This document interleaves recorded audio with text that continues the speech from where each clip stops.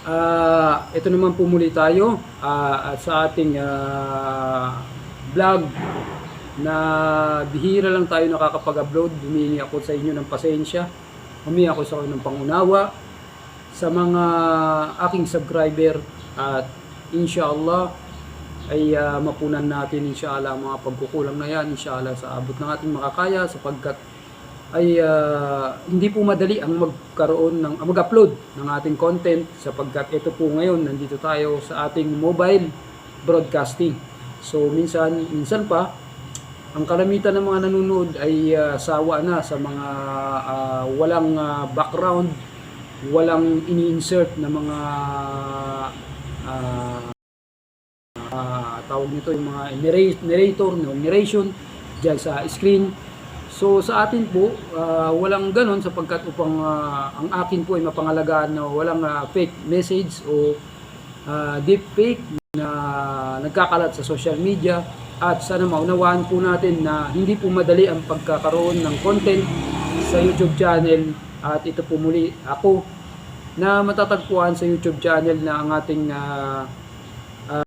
broadcasting, mobile broadcasting na kung sa iba-ibang lugar tayo nagkakaroon ng ating pag-upload inshallah sa pagpapaalala, pagpapaunawa, pagbibigay ng kakaibang aral patungkol sa Islam na hindi niyo narinig o pagbibigay ng katuruan sa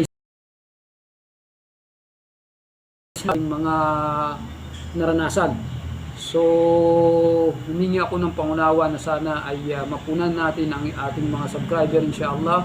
So mga kabalik Islam, ito man po at magkaroon kayo ng pangunawa at sana inshallah mag-comment po kayo sa ating link sa baba, description at paki-subscribe na rin po ang ating YouTube channel at inshallah sa abot ng aking makakaya.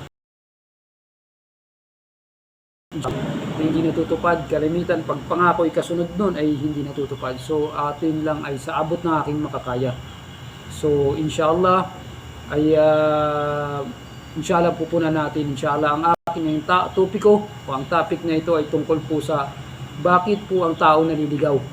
Bakit po ang tao kalimitan nakita na nila ang katotohanan at naliligaw pa sila sa kaisahan ng Allah subhanahu wa ta'ala, sa dakilang lumikha, Almighty Creator na kahit kailan ay hindi naging tao at hindi kailanman magiging katulad kagaya ng kanyang nilikha. So muli po ang ating intro ay Shadi hadana lihada wa ma kunna lahu linahtadiya Allah laula an hadana Allah. So ang lahat ng pagpupuri, pagpupugay, pasasalamat at pagbabalik loob ay para lamang sa dakilang lumikha o iniaalay lamang para sa Allah subhanahu wa ta'ala. Ang dakilang lumikha, ang lumikha ng lahat ng nakikita at mga hindi nakikita. At lahat ng galaxy, ng universe, hindi lang ang Earth, kundi lahat ng mga umiiral dito sa mundo ay mga nilikha ng Allah subhanahu wa ta'ala. So ang pagbabalik loob natin sa Allah, ang ating banner hadana lihada, ang gabay ay walang ibang gabay kundi ang gabay ng Allah, guidance ng Allah. Wa ma kunna lahu linahtadiya Allah, kung sinong gabayan ng Allah ay walang makakapagligaw at kung sinong iligaw may yahdillah fala mudilla, at kung sinong iligaw ng Allah ay walang makakapagpunta o makakita niya, hindi niya makikita o hindi niya masusumpungan ng tunay at tuwid na landas, ang landas ng kaligtasan, ang liwanag na nagmula sa tunay at kaligtasan ng kaluluwa sa kabilang buhay. So yun po ang ating banner, kung sinong gabayan ng Allah ay walang makakapagligaw, kung sino makaunawa, makaintindi. Yan po ang ating topiko na iyan, tungkol sa pangunawa, pag-intindi at gabay ng Allah. Paano ka magagabayan ng Allah? Kung sinong gabayan ng Allah ay walang magpapaligaw, kahit iligaw ka ng tao, iligaw ka ng lugar, ng kapaligiran ng iyong mga magulang, ay talagang ang Allah lahat magliligaw sa iyo at ang Allah rin ang maggagabay sa iyo. At kung sinong iligaw ng Allah, walang maggagabay kundi ang Allah lamang lahat. At so ang topic ko na ito ay doon po kung bakit po naliligaw ang mga sangkatauhan. Una po sa lahat, ang ating vlog na ito ay sana po inshallah na hinihingi natin ng pangunawa na sana ay maunawaan ng ating mga subscriber na sana bihira lang tayo natapos yung Ramadan at nagkaroon natapos nung dumating na yung Dulhaj at natapos na rin ang Dulhaj ang Idil Adha. So ngayon lang tayo nakapag-vlog inshallah. So ibalik natin pagdating dun sa Ramadan na huli kong na-vlog na ang huling araw ng Ramadan na pinakamaganda sa aral, yun aral sa kaluluwa, sa sarili nating utak at sarili nating kapagnanasa at sa ating sariling katawan. Yung huling 10 araw ng Ramadan na yun. Bakit? Yun po ang susi ng patungkol sa tunay na guidance o yun sinasabi ng Allah sa Quran na hudan lil muttaqin, ang guidance sa may takot sa Allah. Tulad niya na nabanggit niya sa unang bersikulo ng Suratul Baqarah na dalikal kitab la rayba fi, walang pagdududa itong libro ng Quran, criterion, dalikal hudan lil muttaqin, ay guidance lamang sa mga may takot na sa Allah. So ang Quran ay hindi gabay o hindi guidance sa mga Muslim lang sapagkat wala silang pagmamahal o wala silang tunay na pagkatakot sa Allah. So paano yung guidance na yan makakamit ng isang kamusliman? Unang-una po sa lahat, nang simula nung ipinanganak tayo sa mundo ay tayo ay merong tinatawag na fitra. Kullu mauludin yulad alal fitra. Lahat ng pinanganak dito sa mundo ay mga natural. Ibig sabihin yulad alal fitra. Ang kahulugan ng yulad, ipinanganak ng natural, pinanganak ng likas. Yulad alal fitra. Ibig sabihin pinanganak sila ng likas na may pagsunod at pangunawa at pagpaniniwala at pananampalataya sa dakilang lumikha na ang Allah. Di ba pag maririnig natin pag umiiyak ang sanggol, sabi niya, Huwallah, Huwallah, Huwallah, o Huwallah, Huwallah, ganun. Huwallah. So, at maraming patunay po, pag nasa tiyan ang bata, nandun yung nakapatira pa siya. Maayos ng kanyang sa sinapupunan. At napakarami pong pagpapatunay sa siyensya na ang Islam po ay umiiral po doon sa mga sinabi ng Allah doon sa Quran.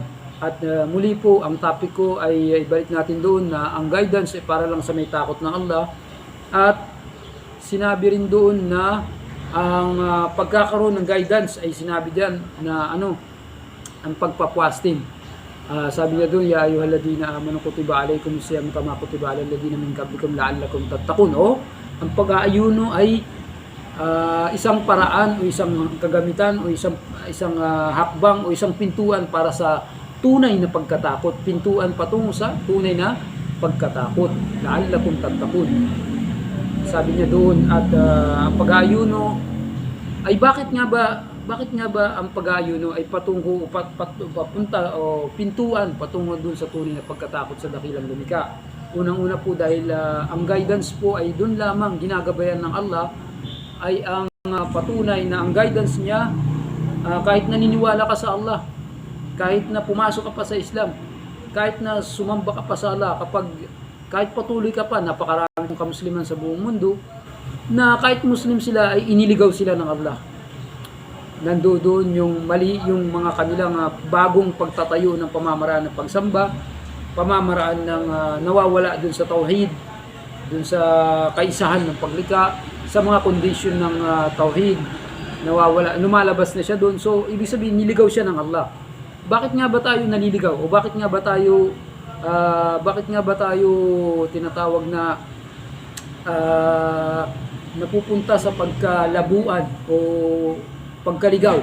So unang-una po sa lahat, ang ating pong katawan ay kung sinabi natin na fitra ay natural o kalikas na sumusunod lamang sa Allah na kahit ang patunay po nun, halimbawa sumakay kayo sa barko o sa mga eroplano, kapag malapit ng maaksidente o mag-crash o lapit ng kapahamakan o malulunod tayo o basta sa malapit na kapahamakan ay tayo ay tumatawag sa Diyos. Ang tanong, anong pangalan ng Diyos o paano mo nakilala ang Diyos? Paano mo tatawagin ang tagapaglikha o paano mo tatawagin tagapagligtas? Nangangailangan tayo ng kaligtasan. Kapag mahuhulog ang eroplano, kapag crash, sabihin meron tayong natural o kalikasan. Kahit na ibig sabihin pa umuulan at wala kang damit at nagpapaulan ka, magsasalita yung katawan natin na nababasa ka, o kapag nasugatan ka, sasalita yung katawan mo patungo sa utak mo, sa puso mo patungo sa utak mo na ikaw ay nasugatan, dumudugo, mahapdi. So ibig sabihin, ang kalikasan ay nasa katawan natin, sa puso natin, na ang karugtong ng katawan natin ay yung puso natin. Kumbaga, kaya ang ganda ng Islam. Sa Islam, sinabi dito kapag buo yung katawan mo, ay isang parte na sa isang katawan mo na kapag ito'y gising at buo at ito'y buhay na buhay o may kamalayan, ibig sabihin may pakiramdam, may kamalayan, ito ay buhay sa buong katawan. Ngunit itong isang parte ng katawan mo kapag ito'y patay, kapag ito'y bulag, kapag ito'y napuno na ng pride, ng inggit at ng galit, ito ay buong katawan mo ay masisira. Ibig sabihin, ano yun? Nakalimutan natin sa Arabic, pero ang Arabic nito, pag buo yung isang parte na yun, ay yung buo yung katawan mo. Yun ay puso. Kapag ang puso mo ay nag-aalaala sa Allah, palaging nagbibigkas ng pangalan ng Allah, nagdikir, o yung nag-aalaala sa Allah, ito ay buhay. Sapagkat ang pag-aalaala ay pagitan ng patay at ng buhay. So ibig sabihin, ang katawan natin kailangan ng puso. Kapag buhay ang puso natin sa pagdarasal, napapakain natin ang kaluluwa natin, ang puso natin ng pag-aalaala sa Allah, ng pagdarasal. Sapagkat ang pagdarasal, ang pagsamba ay ulo ng pag-alaala, o nasa taas ng pag-aalala ay yung pagsamba. At maliit na pagsamba yung ating pag-alaala, yung dikir, yung remembrance sa Allah subhanahu wa ta'ala. So ibig sabihin, kapag buhay ang ating puso sa pag-alaala sa Allah at sa pagdarasal sa Kanya, ay buhay ang ating buong katawan. Hindi tayo bulag. Ngunit kapag patay ang ating puso, ay patay ang buong katawan natin. So bakit doon napunta? So unang-una po, ang puso ay binubuo ng dalawa, ng liwanag, ng kadiliman, ng pagtatago at pagkukunwari, at ng katotohanan, ng pagsisinungaling, at ng pagsasabi ng tapat. So nandyan sa puso na yan. Ibig sabihin, nasa puso mo yung pagtaksil, yung pagsuway. Hindi pagsunod sa Allah, nasa puso mo rin yung pagsunod sa Allah, at nandun din yung pagsuway. So palaging nandun sa puso natin yun. So ano ba ang gamot sa Allah? Kasi sabi natin, ang guidance o ang gabay ay dun lamang sa may takot sa Allah. Sabi niya, may yattaqillah yaj'al lahu makhraja. Sabi ng Allah sa Quran, may yattaqillah yaj'al lahu makhraja. Ang may tunay na may takot, lahat ng may nagkaroon ng tunay na takot ay may paraan ang kanyang problema. Kasi nga, ang Islam ang solusyon. So, paano magiging solusyon ng Islam kung sa puso natin ay hindi nagmumula ang tinatawag na solusyon? So, may yaj'al lahu makhraja, ibig sabihin, kung tunay na pagkatakot sa Allah ay bibigyan kanya ng solusyon, ng paraan para makalabas sa mga problema.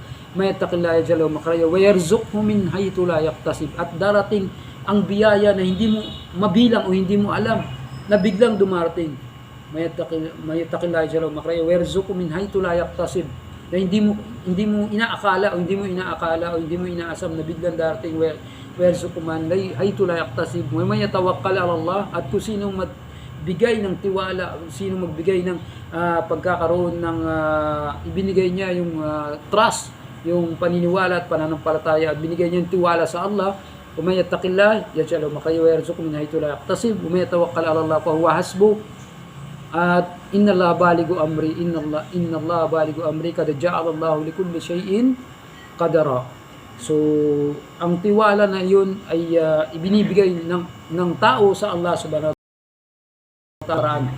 Unang-una po, ang pintuan po ng kasalanan ay sa mata natin. Ang pintuan ng kasalanan sa mga pagsunod sa mga kagustuhan natin. Pagsunod sa mga pagnanasa natin. Ito po ang isa sa ugat ng ating pagtakip, pagkabulag, hindi paniniwala. Ito yung ugat nito. Ito yung ugat na hindi nyo inshallah narinig sa ibang lecturer, inshallah, at sa vlog ko lang inshallah, ay inshallah sisikapin natin may paliwanag sa inyo ng abot ng aking makakaya, ng abot ng inyong kaalaman. Minsan kasi ang tao hindi niya maabot yung kaalaman na yun dahil sa hindi niya ka-level, hindi niya kapantay ng kanyang kaalaman. So, ang tinatawag na pagkabulag o ang tinatawag na pagkakaroon ng pagkaligaw, pagkakaroon ng hindi tunay na paniniwala sa Allah ay hindi siya nag-aral, di ba? Ang edukasyon ay magbibigay sa iyo ng kaalaman. Ang kaalaman ay magbibigay sa iyo ng liwanag. At ang liwanag ay magbibigay sa iyo ng pagsunod doon sa iyong alam na kaalaman. So, dahil sa hindi siya nag-aaral, dahil sa hindi siya isa sa mga ugat o pintuan ng pagkabulag ng hindi paniniwala sa Allah at pagkaligaw sa mundo ay yung kanyang tinatawag na pride, yung kanyang pagmamataas, yung kanyang pagmamayabang, yung kanyang sariling kagustuhan na pagmamataas. So ano yung ugat na yun, yung pagmamataas? Direktahin na natin sa vlog na ito na yung pagmamataas ay nagmumula yun sa mga kasalungat. Ibig sabihin, kapag ikaw ay sumusunod, ganyan din ang kahulugan ng iman, yung pananampalataya. Sabi niya, amantu billahi wa amalu bil jawari. Sabi niya doon, kailangan kung ikaw ay mananampalataya sa Allah at ikaw ay sumunod sa kondisyon ng paniniwala, ay kailangan isabuhay mo wa amal bil jawari. Kailangan isabuhay mo yung paniniwala mo. Isabuhay mo, katuparan mo. So, balik tayo doon sa dahilan sa pagkabulag, dahilan sa kanyang hindi paniniwala sa dakilang lumikha, dahil sa kanyang pagkaligaw, dahil sa unang-una sinabi ng Allah, inna nafsa la amarakum bisu, na na-vlog natin sa mga nakaraan ito. Ito ibibigyan natin ng maliwanag na ugat. Inna nafsa la amarakum bisu, yung ating sarili ay nag-uutos. Ibig sabihin, sa madaling pangunawa pa sa mga Pilipino, kababayan natin dito sa Pilipinas, na inna nafsa la amarakum bisu, ang sarili nating pagnanasa ay nag-uutos, ang ating sariling kagustuhan ay nag-uutos sa atin ng kasalanan. Inna nafsa la amarakum bisu, ay ang ating sariling kagustuhan, ang ating pagnanasa ay nag-uutos para sa mga kasalanan. Ano yung mga kasalanan na hindi alam ng sangkatauhan? Minsan alam na natin, pero nagdududa pa tayo. Ano yun? Yung mga pagmamayabang, pagmamataas, pagkakaroon ng pride na may alam ako ibang kulay ako original Muslim ako, mayaman ako, original ako, ang tatay ko dato, ang tatay ko presidente, ganun. So yun yung pagmamataas, pagmamayabang. Yan yung pinagmumulan ng pride. Yun yung kayabangan, pride, inggit, yung inggit, galit, yung galit mo dahil ikaw ay may mayaman, mataas, may pinag-aralan, degree. So uulitin natin mga kabalik Islam, ang pag-aaral dito sa mundong ibabaw, kahit natapos mo na yung bachelor o yung degree holder o yung nagmasteran ka o nag-PhD ka man, iyan ay degree lang. Ayan ay degree lang na tinapos mo, pero ang tunay na kaalaman ay hindi nagtatapos.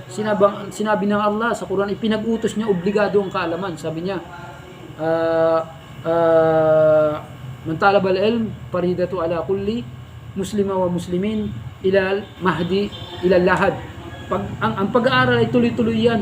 Hindi kailangan huminto ka dahil nakuha mo na yung degree. Kailangan tuloy-tuloy ka magsisikap ng pag-aaral.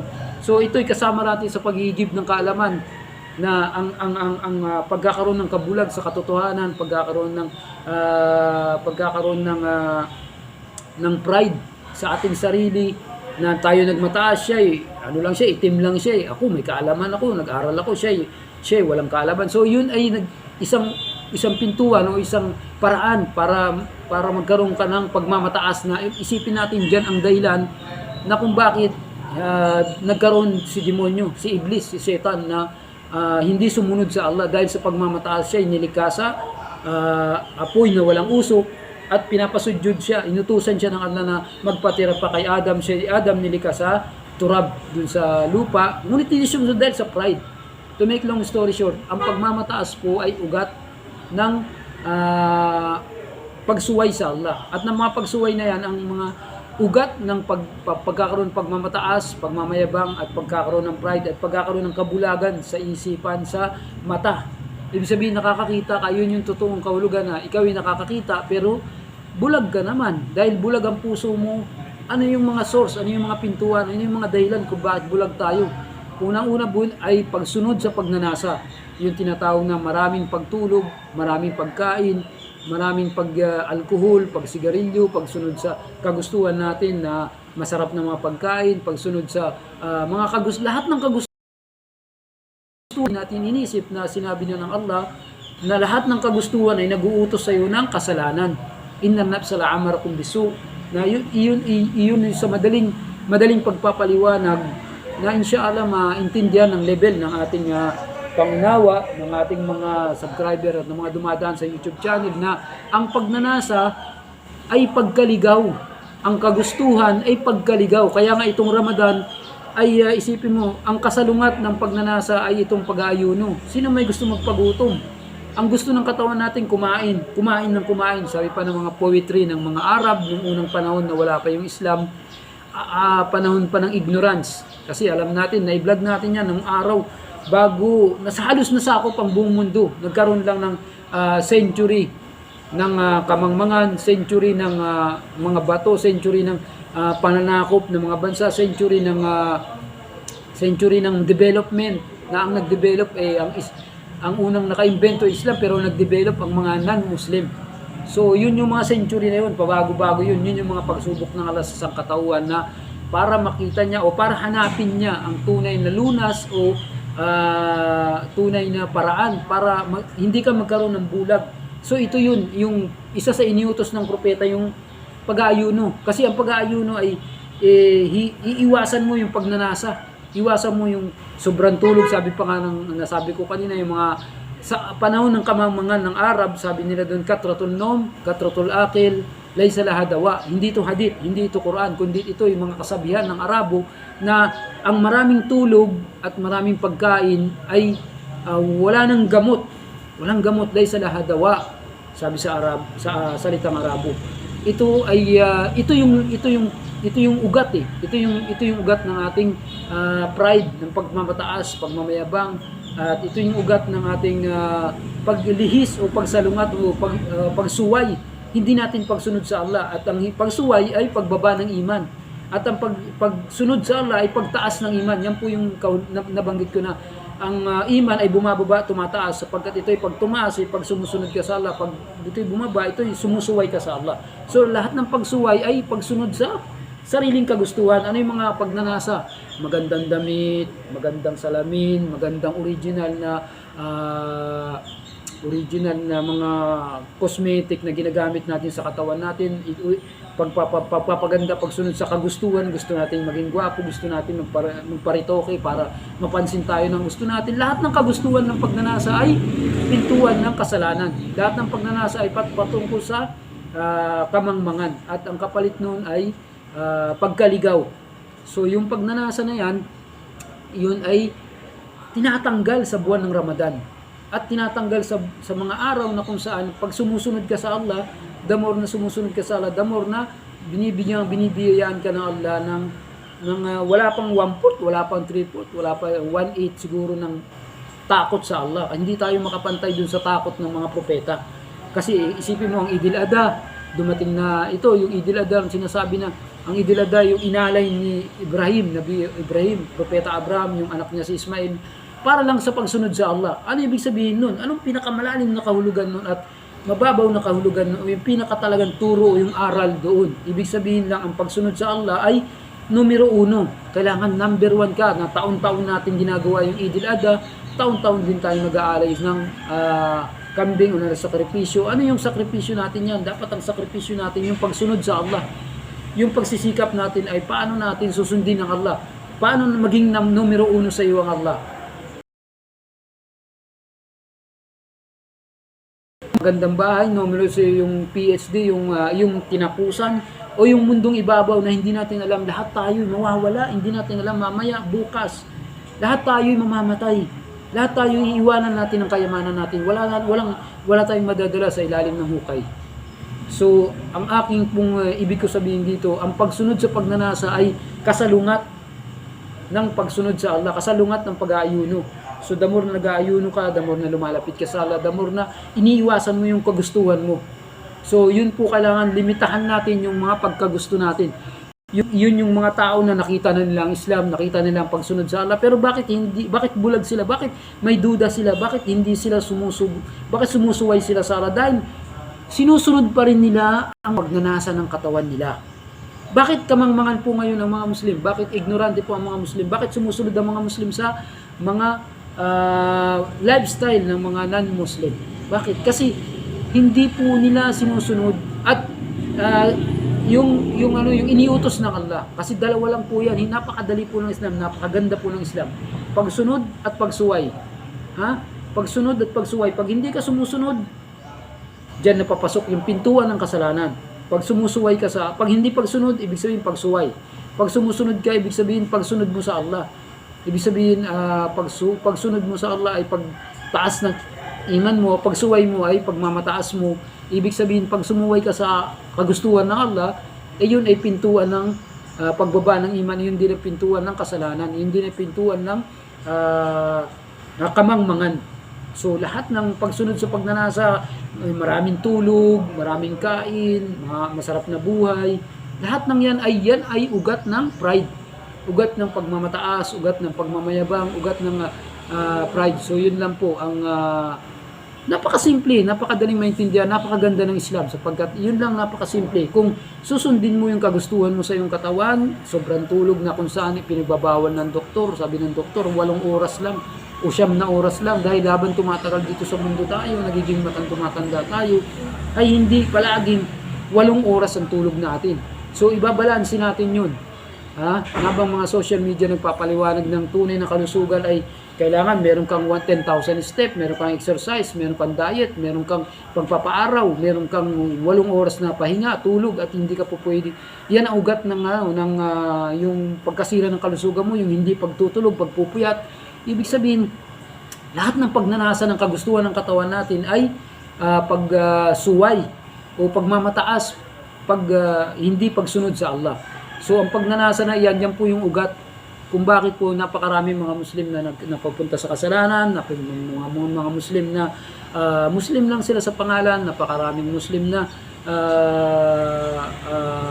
naliligaw, gumagawa ng hindi nila alam na innovation yun, bid'a yun, hindi nila alam ay lahat ng bid'a ay nakakaligaw at lahat ng nakakaligaw ay papunta sa kapahamakan ng dito sa mundo at sa impyerno. Kulo muhdathatil bid'a wa kullu bid'ati dalala wa kullu dalala finnar. Lahat ng pagkaligaw ay papunta sa kaparusahan.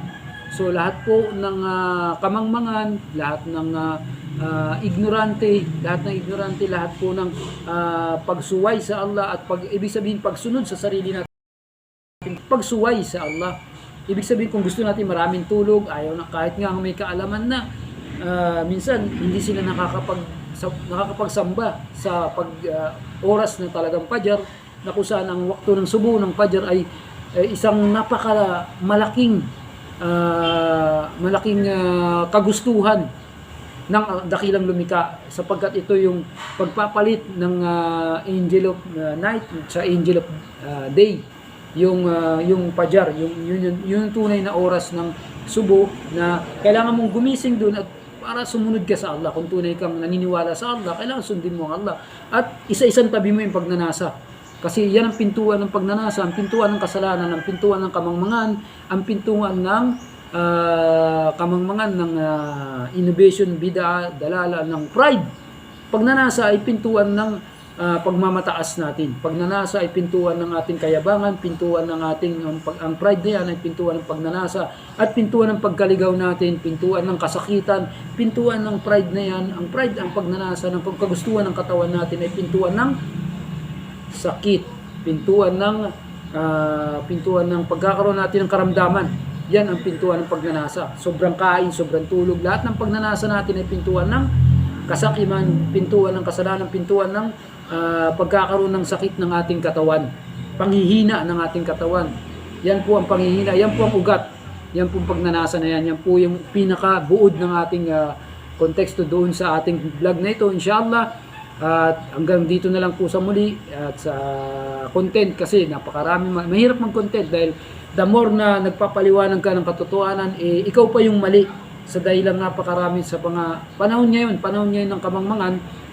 Masasabihin nila, kaya lang nag-YouTube para sa monetize, kaya lang nag-YouTube para makilala na magaling magsalita, kaya lang nag-YouTube para sumikat, kaya lang nag-YouTube para maraming dahilan para sasabihin nila. Kaya the more na gumaganda yung YouTube mo, content mo, the more na maraming komento. So okay lang yan. Tayo nagpapaliwanag sa abot ng ating makakaya at ng ating para sa tingin ko na ito'y may iwan nating kayamanan pag tayo nawala na sa mundong ibabaw. Inshallah, mag-subscribe pa kayo, mag-comment po kayo, inshallah. At hanggang dito na po, hanggang sa muli at sa susunod na ating vlog, inshallah. Wa akhiru dawana, alhamdulillah rabbil alamin. Wassalamu alaikum warahmatullahi wabarakatuh.